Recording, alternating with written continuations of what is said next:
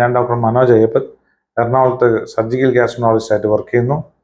ഇന്ന് ഞാൻ ചെയ്യാൻ പോകുന്ന വീഡിയോ, നമ്മുടെ വയർ എപ്പോഴാണ് അബ്നോർമൽ ആയിരിക്കുന്നത്, നോർമൽ അല്ലാത്തൊരവസ്ഥ, അതല്ലെങ്കിൽ ഒരു ആവറേജ് മനുഷ്യന് നോർമൽസി എന്താണെന്ന് നമുക്ക് നോക്കാം.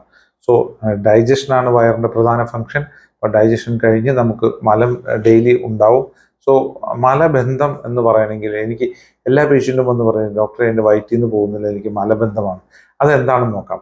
അപ്പം പുതിയ മോഡേൺ മെഡിസിനിലെ കണക്കനുസരിച്ച് 3 ആഴ്ചയിൽ 1 പ്രാവശ്യം പോയാൽ മതി. അതല്ലെങ്കിൽ ഒരു ദിവസം 3 പ്രാവശ്യം വരയ്ക്കും പോകുന്നതും തെറ്റായി ഞങ്ങൾ കണക്കാക്കുന്നില്ല. സോ വൺസ് ഇൻ 3 വീക്സ്, 3 ആഴ്ചയിൽ 1 പ്രാവശ്യം, അതല്ലെങ്കിൽ 3 പ്രാവശ്യം ഒരു ദിവസം പോയാലും നമുക്ക് പ്രശ്നമില്ല.